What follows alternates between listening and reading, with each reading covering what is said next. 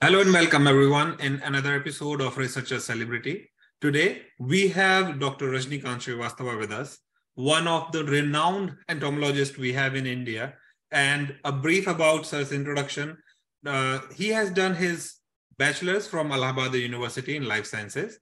And for master's, he pursued zoology, specialized in entomology, following which at that time he joined Indian Council of Medical Research and stayed there for his lifetime, became a founder director for RMRC Gorakhpur, which is Regional Medical Research Center at Gorakhpur.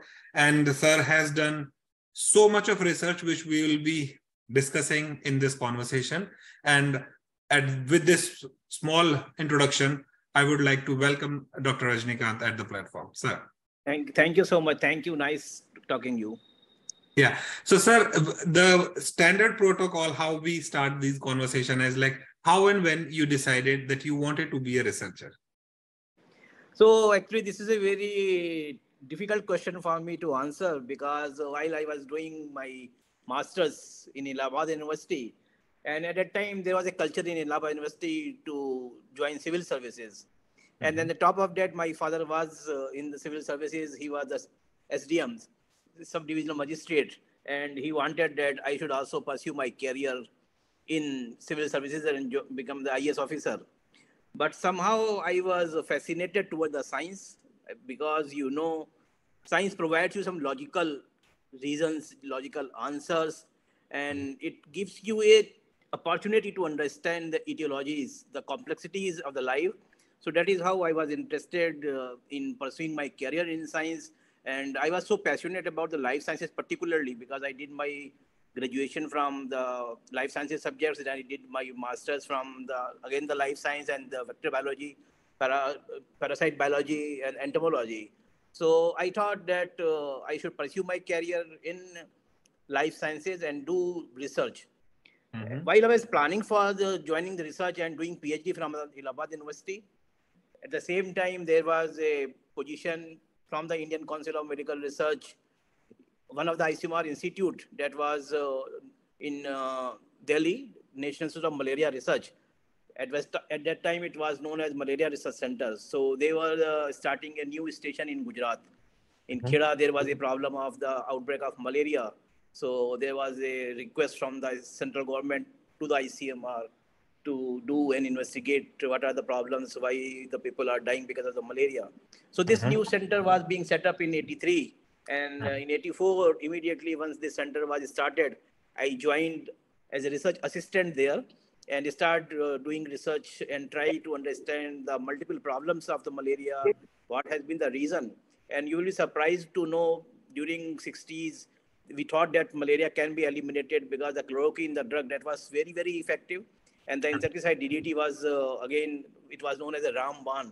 So the malaria was almost on the verge of elimination. But in research back in 70s, because of multiple reasons, and in Gujarat, there was a drug resistance against the parasite, that is the Plasmodium. And there was an insecticide resistance in the mosquitoes. And the only three major insecticides, DDT, BSC, and Malathion, they were not working. So triple resistance in the vector and the drug resistance in the parasite. And we were given a challenge how you can control malaria. And we started doing some innovative strategies and how we can control malaria. And we were successful in controlling the malaria. I will explain in detail. So this was the beginning of a research career in ICMR in 80s, 84. So at that time, like as you mentioned, coming from a family of civil servants and the fame for Indian administrative services in India is something which most of the people, if I cannot say everyone, which I believe that everyone is so much fascinated about that. How come the entomologists, because there are very few renowned entomologists from India, although people from abroad, the world has come to India, have done their discoveries, including Dr. Ronald Ross. Yes. What was the biggest motivation or the passion which drove you to entomology, giving up on Indian administrative services? So basically, truly speaking, I was underage. I could not apply for the IAS examination. because the age required, minimum age required was 21 years. And I passed out my master's in just 19 years. So I was underage to apply for the IS examination. So there was a gap of 2 years. So I thought that I have already completed my master's, and I was fascinated towards science and doing the research in the area of particularly the medical entomology. And there was an opportunity. So that was the passion, and there was opportunity. So it was a mix of the passion and the opportunity. I switched over, and there was a challenge. It was a challenge if you can demonstrate controlling malaria. So definitely it is going to be a big success. And you will not believe that it was such a difficult task at that time, because I was going from a state like UP to a new state. And during those times, there was no flight operations, there was no computer, there was no mobile. So once you left Allahabad, after 15 days, your family will come to know that you have reached to destination only through a postcard or in a letter.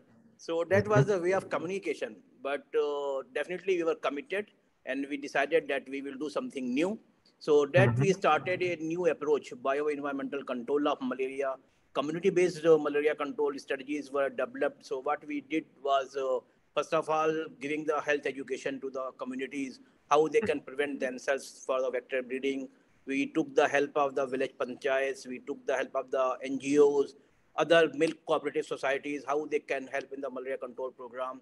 So our emphasis was to source reduction, how we can eliminate the temporary breeding sources, number one, so that there is no mosquito breeding site. And once the breeding sources were eliminated through earthwork, through elimination of water, we converted these low-lying area into a playground, some forestation, some tree plantation was done. So it was permanently eliminated for the mosquito breeding site, number one. Number two, there were the permanent reservoir of water where the mosquitoes were supposed to breed continuously. So we used the larvivorous fishes like guppy and gambusia, and they were very effective in controlling the mosquitoes. So we developed some hatcheries where we can reproduce the larvivorous fishes, and they can be picked up and they can be introduced. So in 100 villages, we developed these hatcheries, and the larvivorous fishes, they were collected and they were introduced in most of the permanent water bodies. In intra-domestic containers where the people, they store water for their domestic use, so they also contribute the mosquito breeding. So regularly we were checking up these intra-domestic containers. Either they were emptied out or they were covered properly so that mosquito don't breed. And we started giving the health education through community engagement. So we started doing some shamdans and IEC material, information, education and communication, developed some short films. So it was community-based program. It was a Gandhian way of life. It was a holistic program, so that there is a rural development and there is a mosquito and malaria control and early diagnosis and prompt treatment. We identified a person, gave that person to a training, how the person can collect the blood slides, how the slides can be sent to the laboratories so that the slides are examined within the 24 hours. And if there is a positive slide, we were immediately giving the radical treatment, so that the early diagnosis and prompt treatment helped in the fever management. And we were doing the vector control through integrated vector management. And that helped in the control of the malaria. And this project was known as the Khela project. And worldwide, it got acclaimed. And many of the components of this program, they were introduced and they were taken up by the national program and even by the WHO. So this was the integrated vector management in the Khera district of Gujarat. And that gave us a lot of confidence because there was interdepartmental coordination also. We were working with the PWD department, with the CPWD, with the water management department, with the fisheries department, social forestry department. So multiple departments, they were working together, and how all departments, they can work together and we can solve a common problem. So ultimately the aim was how we can help the community and how we can relieve the problem of the health in the community. And it was a really very satisfying moment for us when people were completely free from the malaria burden in that particular part. So, sir, now in the 2020s, we are talking about integrated vector control, the management. You were doing this in 1980s. 80s, yes. I have seen this 4 decade of thing. You were innovative at that time. And especially given the challenge, as you mentioned, back that time, there were no mobiles, no computers. You moved from Allahabad to a place where there is a different language, different culture, and establishing a scientific lab in there what were the challenges when you were doing the field work, and how difficult it was to do the community engagement? So very, very true. You have rightly pointed out the biggest challenge, number one, was the language. Because if you are working to a new area, align area for yourself, number one, the language was a big issue. So because the Gujarati was not very tough language, but we somehow learned the Gujarati. Because if you are working in a rural areas, it is always better to understand the local language. So we very quickly learned the Gujarati language, and whenever we are going to the villages, so we were talking in the Gujarati. So number one. The second challenge was how to take confidence of the community in your program. Unless and until if the people are not aware that what you are going to do, they are not going to support you, they are not going to help you. So taking people confidence in your program. So trust, making a trust, that was again a big challenge, so that if we are going to a community, though they start believing in us, yes, these are the people, they are going to help us. And it happened that the village panchayat, the milk cooperative societies, and the people particularly, they start supporting us, and they were contributing of themselves. In Saturday and Sundays, we were doing the sham dance. So what we were doing, we were providing the tractors, but the whole of the village community, even the youth mandals, Mahila mandals, they were coming together and they were doing the sham dance for the elimination of mosquito breeding sources. So it was something like a movement. We created a movement of the mosquito control, and that was a big challenge. The personal challenge was that the food was again a challenge, because from going a place of the North India to a Western India, the food, but somehow we adjusted and we started liking the Gujarati food. So that was not a big challenge, but that was again a interesting part of the whole life process going at that time. And the challenge was, yes, definitely the taking the people into confidence, and trust, building the trust, as well as convincing your superiors and the government, yes, you are doing a right thing and you are going to make an impact.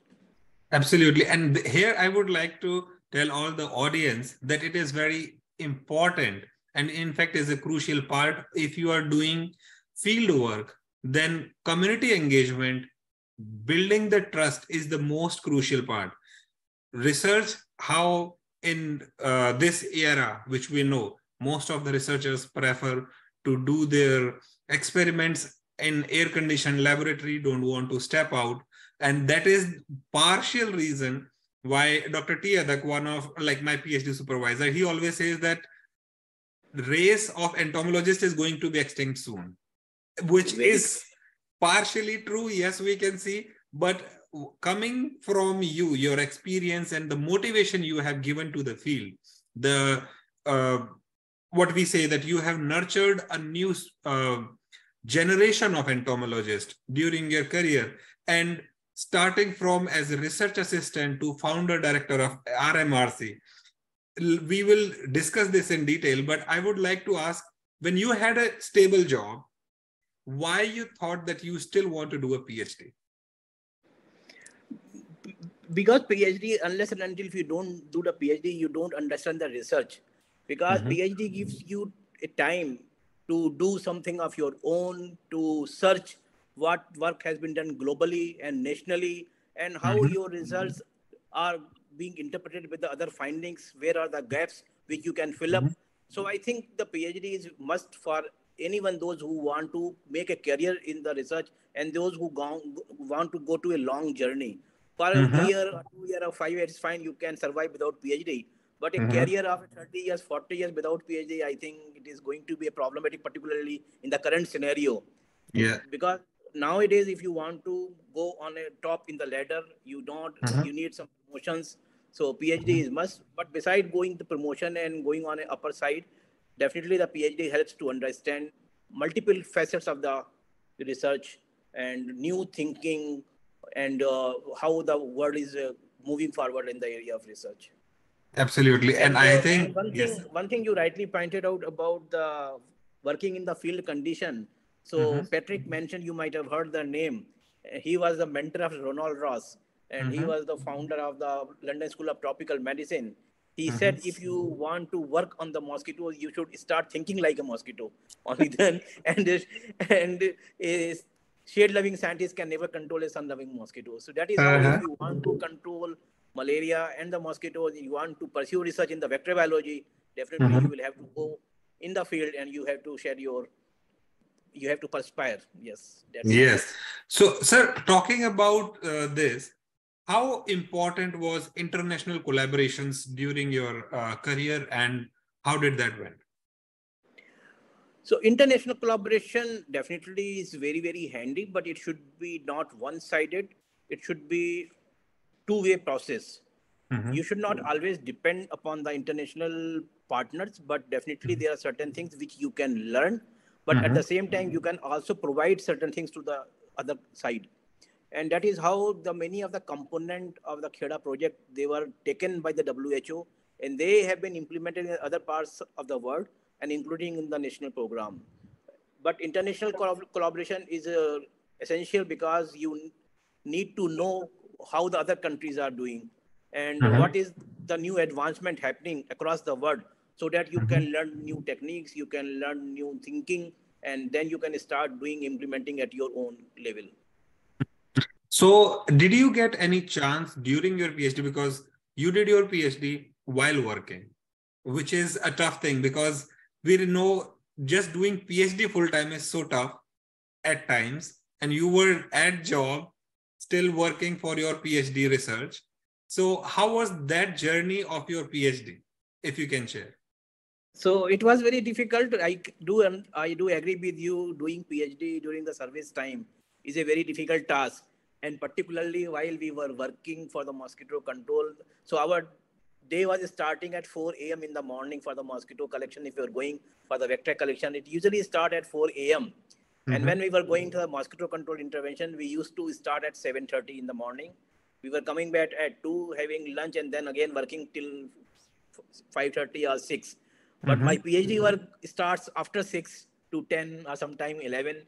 So I was working late in the night, just in between some short breaks and on Saturday and Sundays. So it was completely, and even today also, now after 40 years of service in my life, I still work 24 into 7, and even on Saturday and Sundays. Many a time I am visiting Gorakhpur on Saturday and Sunday to finish my work.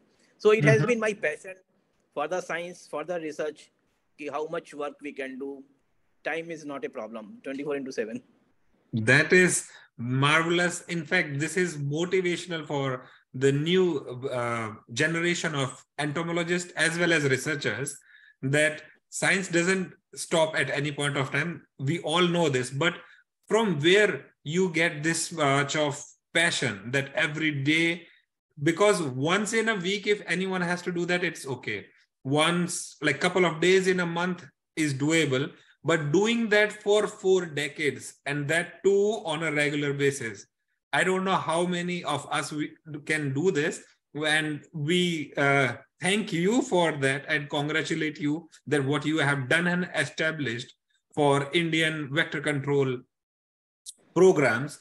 So here, sir, if we talk about the challenges which you have faced in a field, from not from the community engagement, because you have already cleared that what are the crucial parts is how you get them engaged and then you can use their help from there. But when you study the vector, it is very crucial to understand that how a vector from one place is different to another place, about their species, about the parasite infections. If you can share something about that. Yes, you are very right. Particularly the country, India is very diverse, number one. Similarly, the problem of the malaria and the vector is also again very complicated, because the vector in Gujarat is entirely different from the vector in Andaman and Nicobar. Vector in Northeast is entirely different from the vectors in South India. The problem in one place is entirely different from the problem at the other states. So there is a paradigm shift also, because the urban malaria, there is a rural malaria, there are the vectors though are favorable for the foothills. There are the vectors, those who are breeding in the saline water. There are vectors, those who breed in the through streams. So the complex is there. The complexities is there in the vector control. Challenges are also there. Somewhere your integrated vector management may work.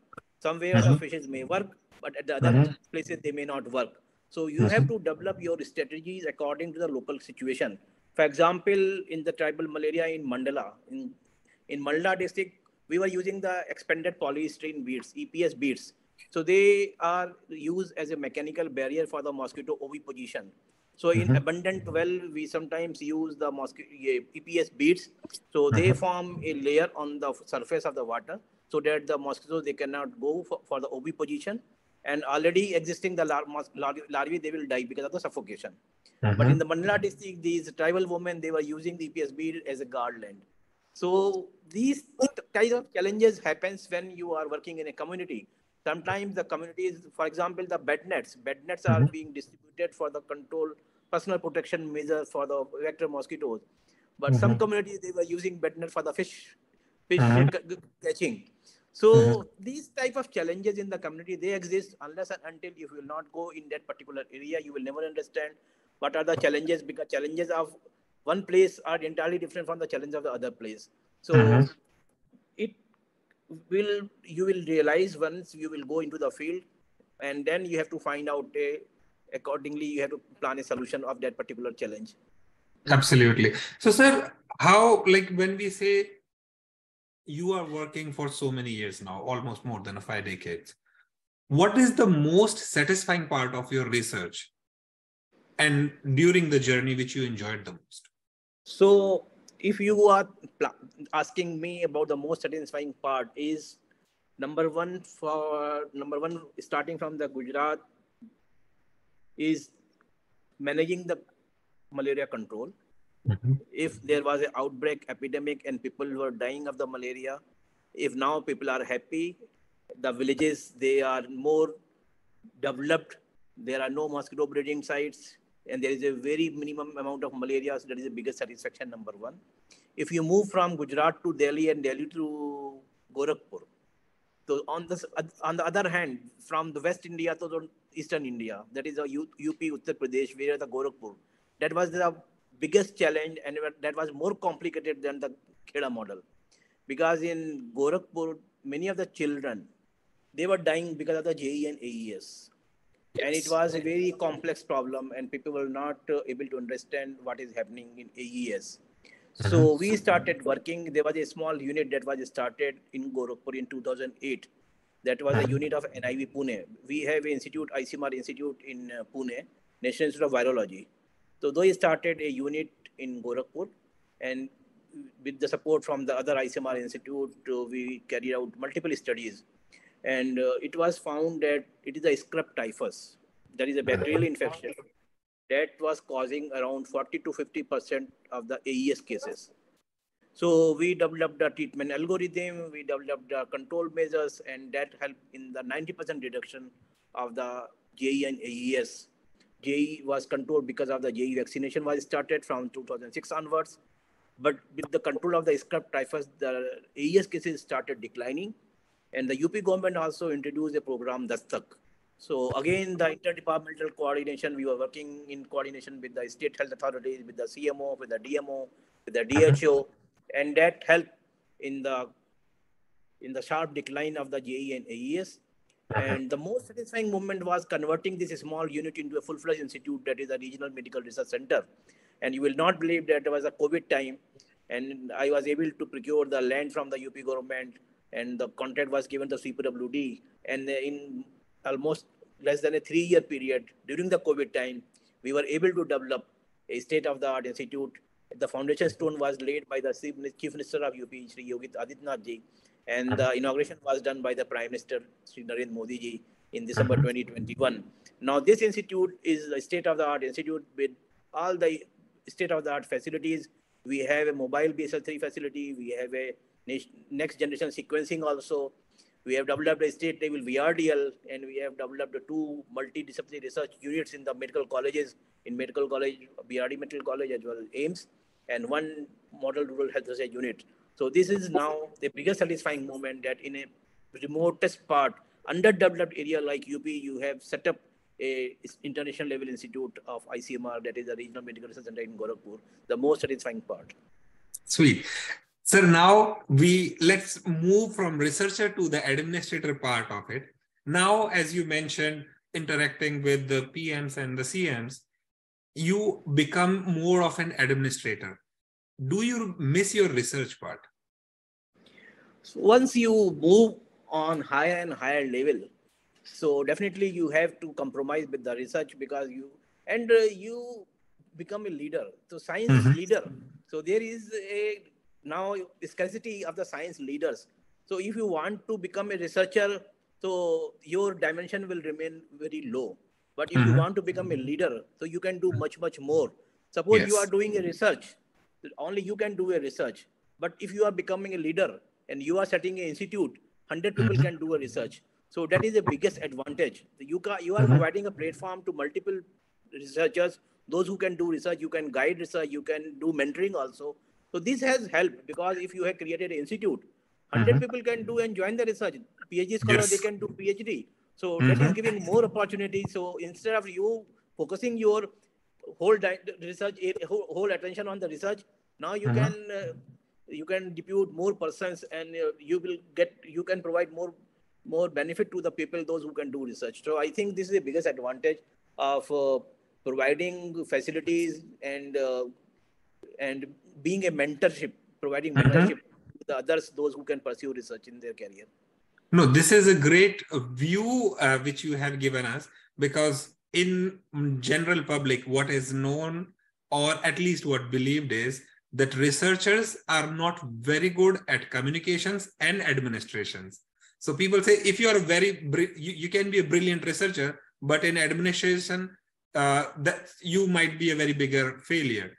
So with your experience, how you will say that the new generation of researchers, when they are trying to establish themselves at the middle career of their lifetime, because after PhD, postdoc, and they are just early faculty, so they have to manage, set up their lab as well as the administration responsibilities, which they might or might not like it. So if I ask you for your suggestion, that what will you say to these faculties who have just recently got the opportunity to set up their own lab, and now they are responsible for research as well as administration, how they should take it up? So again, a very nice question you are asking. So those who are in the middle of their career, number one is, and you also highlighted that many of the researchers, they are not very good communicators. So this also we realize within the ICMR that many of the researchers, they are not very good communicator. Communication doesn't mean that you are attending a conference and presenting a paper, or you are doing a research and you are publishing a paper in high impact factor journal. The communication doesn't end there. There is more beyond to go for the communication, because once Einstein said, if you cannot explain it simply, it means you don't understand it properly. So that is Mm-hmm. how the Einstein said, if you are not able to communicate properly, it means that you don't understand what you are doing. So communication means that you need to communicate not only to your peer group, you need to communicate to the policymakers, Mm-hmm. you need to communicate to the politician, you need to communicate to the media person, and you need to communicate to the communities. So if any researcher who is not able to communicate to the politician, to the policymakers, to the media, and to the community, it means that he or she is not completing his or her job, because your finding is not reaching to the last mile. So Mm-hmm. for that, what we did, we realized the same gap in ICMR system. So we set up a health communication ecosystem within the ICMR. And each Mm-hmm. and every institute, we identified a scientist as a nodal communication officer. We started giving training on the media, Mm-hmm. media mapping, media interaction, crisis communication, risk communication, how to Mm-hmm. write a policy brief, how you need to communicate your finding to the policymakers, because the research need to be translated into action. And if you are not able to provide in a bullet point the outcome of your research, it will be very difficult for a policymaker to implement in the policy. So it should be crisp, it should be in bulleted point, it should be jargon free, so that the outcome of the research should be taken forward to the policy level. Only then you can see the action of the outcome of your research. So this kind of a training I have started giving in the ICMR system. And now we have 27 nodal communication officers, and they are well trained, and they are doing very good in the health communication. And side by side, we have started a online course on the health communication with the support from the MICA in Gujarat, that is the university, and the Global Health Strategies. So we identified the 30 ICMR scientists, and they did a first time course. This is at level 3, level 1, level 2, level 3, with 15 modules on behavior change communication, communicating with the media, how to write a policy brief, how to write a press note, so that scientists, those who are doing research, side by side, they should also know how to communicate, not only in research papers, to the media, how to write an opinion editorial, how to write a policy brief, how to communicate with the communities. That is again become important. So we set up a regional communication hub. And I think this was very, very fascinating. And this is again very satisfying. And now the scientists, many of our nodal communication officers, they become the director of the ICMR Institute, because because they were very good in their science, but now they are very good in communication. So many of the ICMR directors, they were our NCOs, now they have become director because of the good communication. So communication is very, very important while you are doing science. So those who are in the middle of their career, they should be smart enough in communicating science at all the level. So I think this is very, very important. And once they are very good communicator, we are very good scientists, they can become a very good leader also. Now, this is something which I would like to tell all the audience here, that as sir just mentioned about all these opportunities. So if you are interested in communications, you should take up the courses. And if you are already in the system, it is even better to get the advantage of it. So sir, I will ask one more question related to this. So as we know that you are heading the policy and communication division at ICMR also. So here you have the opportunity to interact with researchers, with the people who are good at their communications.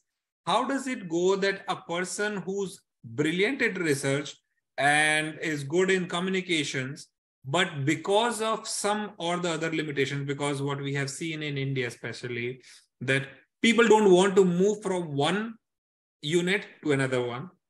Either it is because of the regional differences, or they just don't want to, leave the families in there. You as a researcher and as well as a great administrator, how do you handle these situations? So I will always say that life is the name of adaptability.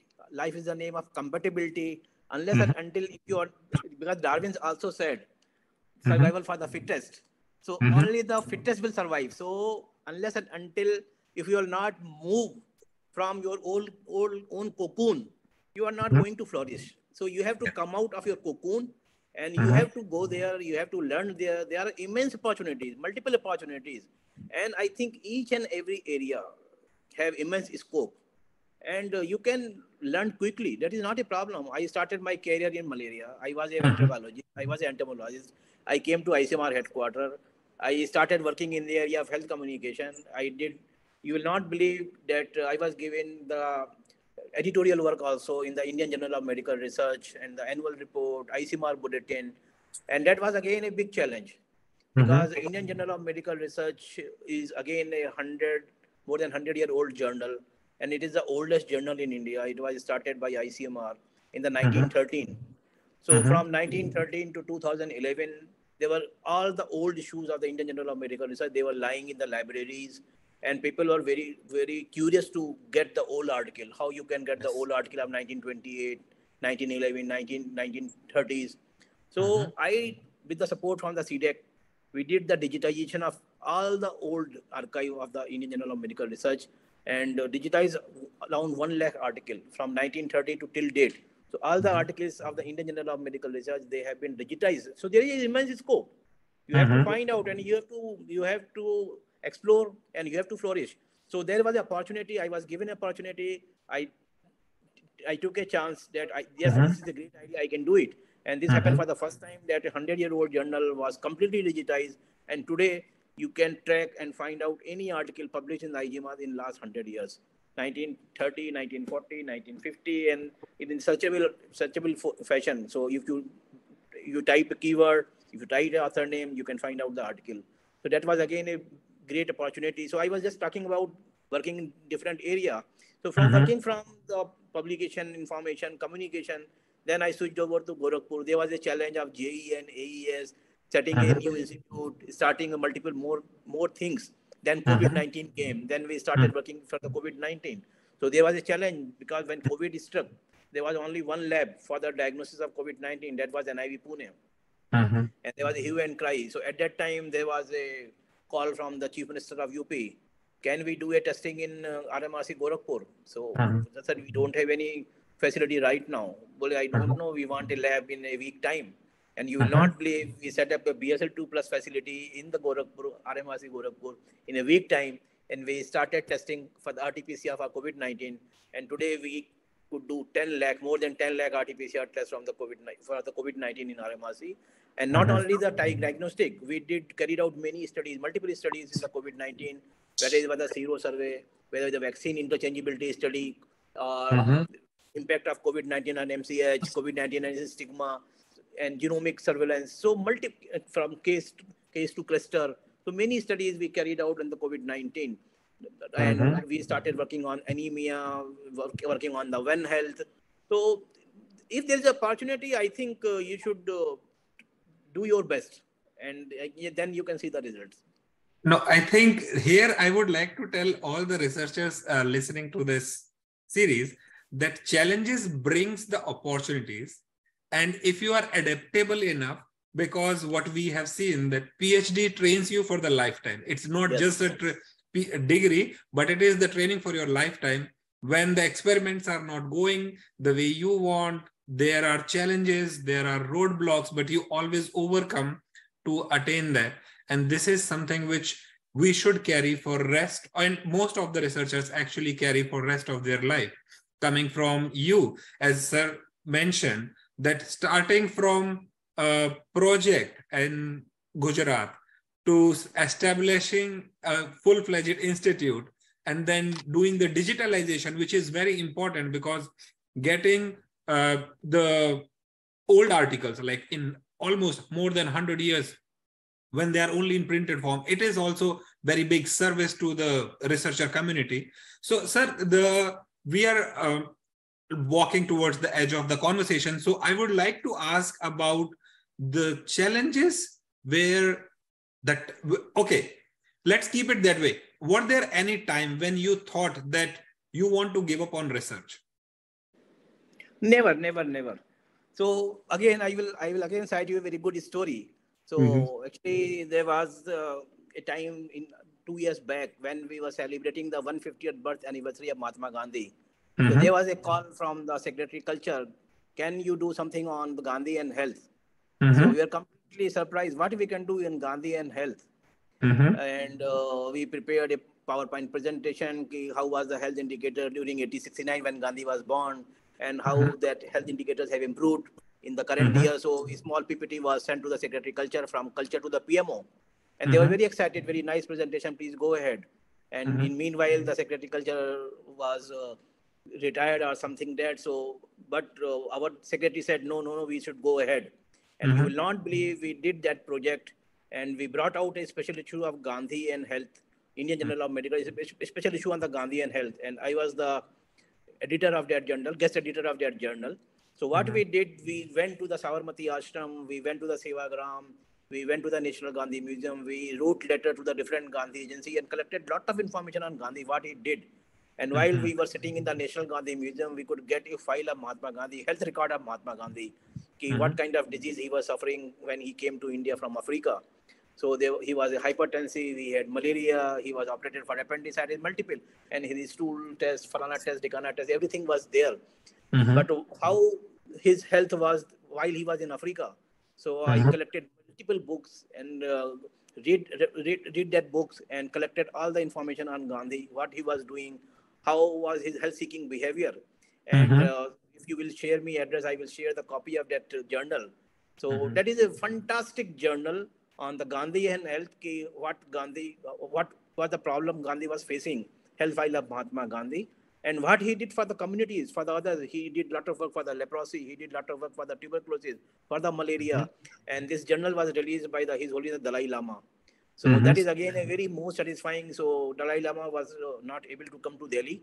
So myself, our DG Dr. Balram Bhargav and Dr. Abhay Bang, he was again a guest editor and director of the National Gandhi Museum. We went to Dharamshala and we were given only 10 minutes, but Dalai Lama was sitting with us only 2 hours. So we were in a single room for 2 hours with the Dalai Lama. You can just imagine what would have been. That was a dream come true, and that was beyond expectation. That's the most satisfying moment of the life, and that reminds me that it is very important to remain connect with the mind, body, and soul. So if you are connected with the mind, body, and soul, I think sky is the limit. You can do anything. So Absolutely. just I wanted to add that was again a very, very pleasing moment, satisfying moment that I did this project on Gandhi and health. It's an amazing project, amazing book. Sir, now I would like to ask you the word of wisdom, because we have talked so much, and now I would like to give you this platform where you can just address our young researchers that what are the bullet points they should focus on in their career. So my message would be, there is no shortcut. You have to work hard, you have to remain committed, you have to remain honest, but there is no need to disappoint as well. There are immense opportunities in whatever field you are. You don't think that your field is very bad. I think you take anything, you can do wonders. Each and every discipline has immense scope, and you can flourish in any area. So there is no need to get disappointed, and you can do miracles. You should have faith, confidence, and courage, and work hard, and work hard. There are multiple opportunities, and you need not to worry. And science is meant to explore infinite possibilities, and science can help you to understand multiple unknown miseries, and science can solve multiple problems. Today in modern world, if we are connected internet, it is the virtue of science. If we are using AI, if you are using mobile, the Chandrayaan, Gaganyaan is going, it is only because of the science. And if we have been able to control the COVID-19, is again a science, because we developed the vaccine in a year time. If the polio we have eradicated from India, it is because of the vaccine development. So science can do miracles. It can save humanity, and it can bring happiness on the faces of the community. So I think all the new researchers, they need to work, and they need to make a change in the society. And I have given some points. You need to be good communicator, you need to be happy, and you need to remain connected with the mind, body, and soul, so that you can improve your performance. Nice way to summarize, sir. Thank you very much. I would just like to tell all the audience here that if you want to write to Dr. Rajnikant for any kind of suggestion, criticism, or for your betterment, for looking for opportunities, you can write it to him. Or if you want us, Empowering Science Foundation, to put you in contact with our researcher celebrities, feel free to do that. And here we will thank sir for sharing the journey and motivating the next generation and the other researchers in the group. Thank you very much, sir. Thank you so much.